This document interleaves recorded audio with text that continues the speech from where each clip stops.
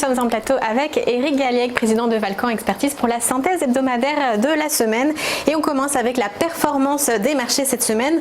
On a un rebond, un petit rebond quand même. Petit rebond entre 1 et 1,5% qui touche tous les actifs et toutes les places, donc les actions françaises, européennes, les actions américaines, donc plus 1,5%, et même l'euro qui s'est apprécié, une fois n'est pas coutume, de 1% environ contre le dollar. Rebond technique après un mois de mai qui avait été quand même exécrable. Du côté des actualités, on commence avec la Chine qui fait valoir ses atouts dans la guerre commerciale.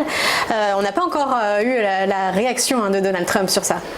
Alors l'engrenage continue, c'est une escalade qui malheureusement devrait aller crescendo dans les semaines et les mois qui viennent, avec donc ces différentes déclarations dans les organes de presse chinois sur les dangers que courent les touristes à aller aux États-Unis en raison du harcèlement administratif, des vols, des fusillades. Donc c'est quand même, on voit qu'on monte à un cran en quelque sorte. Il y a eu bien sûr l'épisode sur les terres rares avec la possibilité pour l'État chinois, le gouvernement chinois de limiter les exportations de terres rares vers les entreprises américaines, et une liste d'entreprises américaines jugées peu fiables, c'est bien sûr un élément défavorable pour le scénario de marché. Et donc -1 comme impact sur le scénario. Et on passe aux actualités des banques centrales. On en a eu beaucoup cette semaine. La déclaration de M. Powell qui promet, qu'il devrait y avoir une baisse des taux en septembre. Alors, beaucoup d'actualités monétaires, c'est les 3 points suivants cette semaine. D'abord aux États-Unis, c'est vrai qu'on se rappelle tous de la déclaration de M. Powell le 27 décembre qui a permis au marché de rebondir sur la perspective donc d'une non-hausse de taux à l'époque. Aujourd'hui, on envisage beaucoup plus une baisse de taux. Le marché l'attend. Donc, que nous a dit M. Powell? Il a simplement dit que la Fed agira d'une manière appropriée si la croissance diminue ou s'il y a un risque récessif. Voilà, c'est tout ce qu'il a dit. Donc il n'a rien dit, mais le marché a considéré, on peut considérer que c'est la porte ouverte effectivement à une baisse de taux, et on peut assez rapidement considérer que cette démarche constitue un soutien pour M. Trump dans sa guerre commerciale vis-à-vis de la Chine. Donc c'est à nouveau un élément positif, tout chose égale par ailleurs, mais plutôt négatif par rapport à la conjoncture générale. Oui, Jérôme Powell, qui à l'origine prônait l'indépendance de la Fed, va plutôt dans le sens de Donald Trump. +1 donc sur les scénarios. Du côté de l'Union européenne, hier, c'était la réunion de la BCE. BCE, donc jeudi, comme d'habitude, c'est le jeudi les réunions de la BCE, avec aussi rien de très très nouveau. Il y a simplement un renouvellement des TLTRO, donc ces dispositifs qui permettent de financer d'une façon très très intéressante pour elles les banques. Il est un peu moins avantageux que le TLTRO2. Un tout petit peu moins avantageux, mais une offre potentiellement illimitée d'accès donc aux liquidités pour les banques, ce qui est bien sûr quelque chose de très rassurant.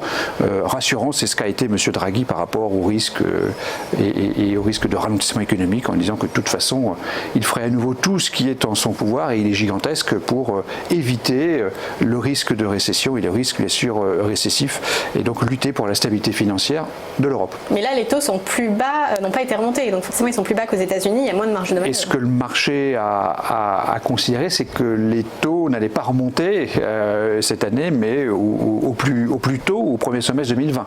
Donc les taux sont beaucoup plus bas. Effectivement, ils sont à 0 en Europe, donc il n'y a pas de marge de manœuvre de baisse de taux, mais on n'en est plus là du tout en Europe. On en est évidemment à la possibilité du quantitative easing et à cette injection de liquidité via les banques et via les TLTRO. Donc impact +1 sur le scénario. Et la Banque centrale d'Australie, cette fois-ci, qui baisse son taux, qu'est-ce que ça nous dit? Ça nous dit que l'Australie, qui est un pays qui a une croissance extrêmement soutenue pendant de nombreuses années, en raison notamment du développement de la Chine et de son impact sur le développement des matières premières notamment, eh bien ce pays souffre.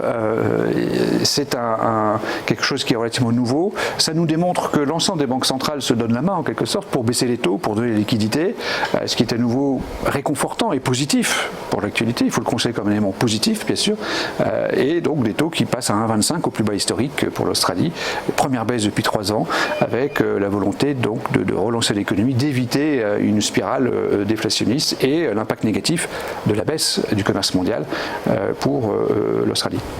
Et donc plus 1 également sur le scénario. Donc la synthèse de la semaine, une belle semaine pour commencer. Belle semaine, enfin, pour la première fois depuis un mois, je crois, une actualité plutôt positive, très monétaire, très monétaire. On le voit bien sur les déclarations simultanées de la BCE, de la Fed et de la Banque d'Australie. Et toujours ce contrepoint qui est négatif, c'est bien sûr la réaction de la Chine, où l'on voit qu'il n'y aura pas d'accord entre la Chine et les États-Unis. Ça semble assez clair maintenant. Il n'y aura pas d'accord parce que la Chine perdra la face et c'est insupportable pour un Asiatique. Donc on est à plus 2 néanmoins sur l'actualité de cette semaine. Et alors qu'est-ce que ça nous donne sur le portefeuille d'investissement?